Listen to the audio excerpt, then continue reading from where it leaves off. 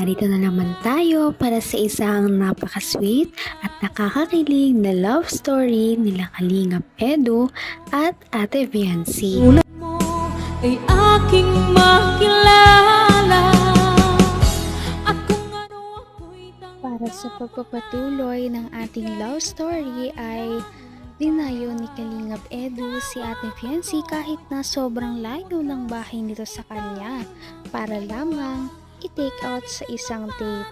At pinaalam niya si Ate Viancy at nakakatuwa dahil pumayag din naman ang mama ni Ate Viancy na sumama siya kay Kalingap Edu. Bakit nga ba siya niyaya ni Kalingap Edu na makipag-date noong araw na yon? Simple lamang dahil gusto daw ni Kalingap Edu na makapag-unwind muna si Viancy dahil nga na-stress siya sa dumaang mga bagyo at mga schoolworks nito sa kanilang paaralan. Kaya magde-date muna sila para makalimutan ng mga ito.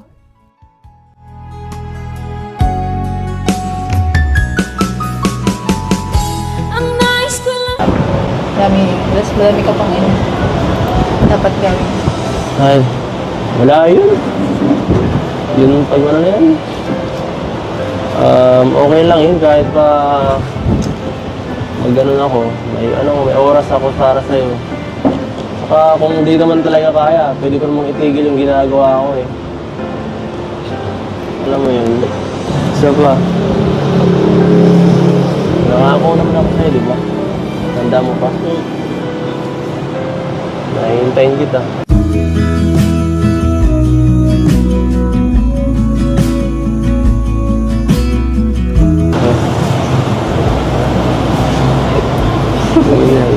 Tawa ka ng tao din. Kanina ko pa pinagtawanan mo ako. Seryoso ako ah. Seryoso din naman ako Seryoso ba yan?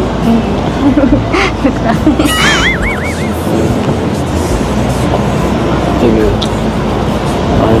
Kung kasama kasi kita, hindi ko napipigilan ngumiti. Alam mo? Mukha ako nakakatawa, ganun. Pambihira. So mga sinasabi mo kasi hindi ko alam kung bola o totoo.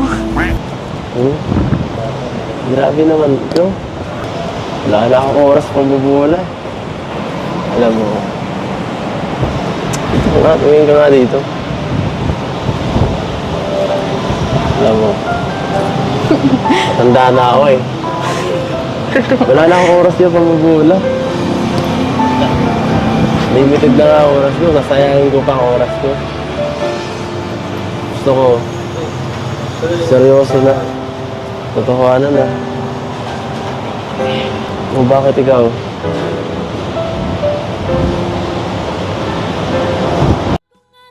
Dito natin mararamdaman kung gaano kasincere ang nararamdaman ni Kalingap Edu kay Ate Viancy dahil kahit na may trabaho ito at marami siyang mga beneficiaries na tinutulungan at pinibisita ay syempre hindi niya nakakalimutan na bigyan ng oras si Ate Viancy at dahil dito ay kinilig ang dalaga.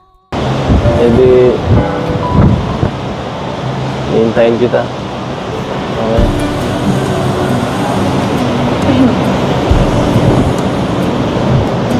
Sa'yo naman yun. Sige. Sabi mo eh. Pero,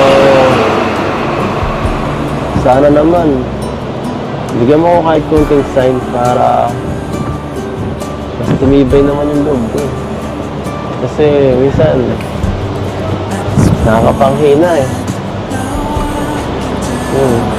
Minsan hindi ko naiiwasan eh. Pigit ka. Pipikit? Pigit ka. Ba't ako pipikit? O pumikit ka na lang. Di ba sabi mo gusto mo ng sign? Pumikit ka. Basta, dahan-dahan lang. Baka biglang may gawin ka kung ano eh. Sige, ito na.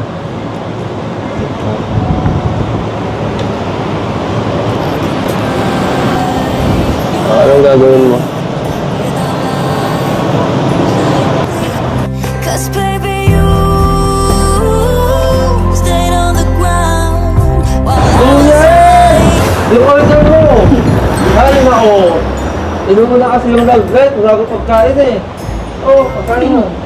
Hihira ka naman. Pasensya na kasi oh. May sasabihin sa akin si Biancy yata eh. Tumarang ka naman sa daan, walang hiya ka. Ano ba yun? Ako sa'yo, tumatalsik yung laway mo. Sabi ko nga din. Ayun na po yung sign. Yun na yung sign. Anong sa iba yan? Ano bang ginawa mo? Ayun na yung sign. Ay. Ang dami mo palang hanan.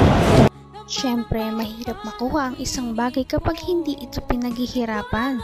Kaya sabi ni Kalingap Edu ay hihintayin niya talaga si Ate Fiancy kahit na anong mangyari. At dahil dito ay na-sure din si Fiancy na meron talaga siyang aasahan kay Kalingap Edu. Kita mahal. Wala yung ganun talaga. So, dalawang isip na ako eh. Ay guys lang. Dalawang isip ako mag-love team. Masyado na ako nasaktan eh. Ilang ulit na eh. Baka umusa ka pa eh. Alas. Biro lang. Alam ko naman eh. Na sabitan ako lumuman mo. Pang ano lang yun. Para maging tawag dito. Sobrang swerte ko sa kaya ako na ano sa'yo. Nabibiyaan ng mga kung ano-ano. Swerte po ako sa'yo. Talaga. Basta. Pag dumating yung punto na